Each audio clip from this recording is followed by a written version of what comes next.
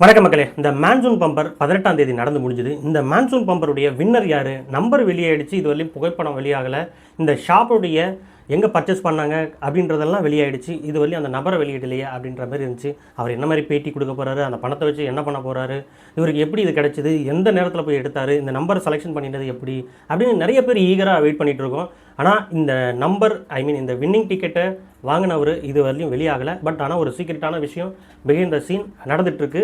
அது என்னன்னாக்கா பார்த்தா, திருவனந்தபுரம் லாட்டரியுடைய ஹெட் ஆஃபீஸில் போயிட்டு தன்னுடைய வின்னிங் டிக்கெட்டை கொடுத்து, ஸோ இந்த டிக்கெட்டு நான் தான் வின் பண்ணினேன் அப்படின்றத கொடுத்துருக்காரு. கொடுத்துட்டு இந்த டிக்கெட்டு சம்மந்தமாக கிளைம் பண்ணுறதுக்கான தேவையான டாக்குமெண்ட்ஸ் எல்லாத்தையும் கொடுத்துருக்காரு. கொடுத்துட்டு என்ன எது ப்ரெஸ்லையோ பத்திரிக்கையிலே வெளியிட வேண்டாம், என் முகத்தையோ டிக்கெட்டோ இல்லை நான் எந்த ஏரியாவை சார்ந்தவனோ அதை வெளியிட வேண்டாம் அப்படின்னு சொல்லியிருக்காங்க. மேபி அவருக்கு கடன் யாராவது மிகப்பெரிய தொகை கொடுக்க வேண்டியிருக்கலாம், அல்லது இவர்கிட்ட பணம் நீங்கள் தான் வின் பண்ணிட்டீங்கல்ல, கொடுத்த கடனை வாங்குறதுக்காக நிறைய பேர் வரலாம், இல்லை புதுசாக கடன் கொடுங்க அப்படின்னு சொல்லிட்டு வின் பண்ணதுக்காக இந்த நபரை நோக்கி நிறைய பேர் வரலாம். ஸோ ஒரு பீஸ்ஃபுல்லான லைஃப்பை அமைதியாக கொண்டு போகிறதுக்காக ஸோ அந்த நபர் பார்த்திங்கன்னா இந்த மாதிரி எடுத்துருக்கலாம், ஒரு ஸ்ட்ரைட் எடுத்துருக்கலாம் அப்படின்ற ஒரு கருத்துமே எழுந்துட்டுருக்கு. பட் இந்த நபர் யார் அப்படின்னு பார்த்தீங்கன்னாக்க, இங்கே தமிழ்நாட்டை சேர்ந்த சேலத்தை சேர்ந்தவர் தான் இந்த நபராக.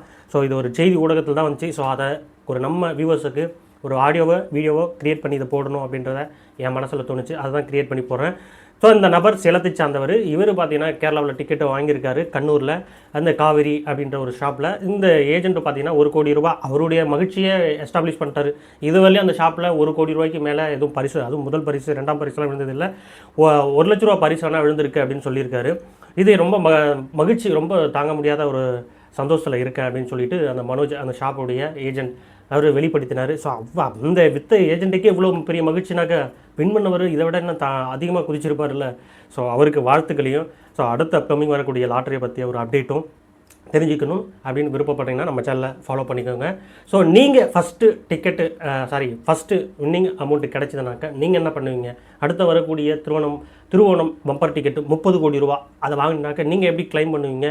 சீக்ரெட்டாக மூவ் பண்ணுவீங்களா, இல்லை உங்கள் சொந்த பந்தத்தோடு போவீங்களா, இல்லை ஃப்ரெண்ட்ஸோடு போவீங்களா, இல்லை தனியாக போயிட்டு அதை கிளைம் பண்ணுவீங்களா? அது உங்கள் பிரேக் பண்ண போகிறது கிடையாது. வியூவர்ஸ் எத்தனையோ ஆயிரம் பேர் இருப்பீங்க, உங்களை ஃபாலோ பண்ண முடியாது.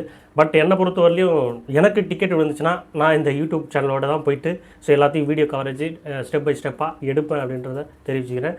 ஸோ அதேமாரி உங்களுக்கு என்ன தாட் இருக்குது அப்படின்றத, எப்படி இந்த வீடியோ பார்க்குறவங்க எல்லாம் டிக்கெட்டை வாங்கி ஸோ அதில் முதல் பரிசு விழணும், இல்லை 2ஆம் பரிசாவது விழணும் அப்படின்னு சொல்லிட்டு தான் என்ன போடுவாங்க. ஸோ அந்த மாதிரி தான் நானும் முதல் பரிசு இல்லை 2ஆம் பரிசு விழுந்தாக்க என்ன பண்ணுறேன்.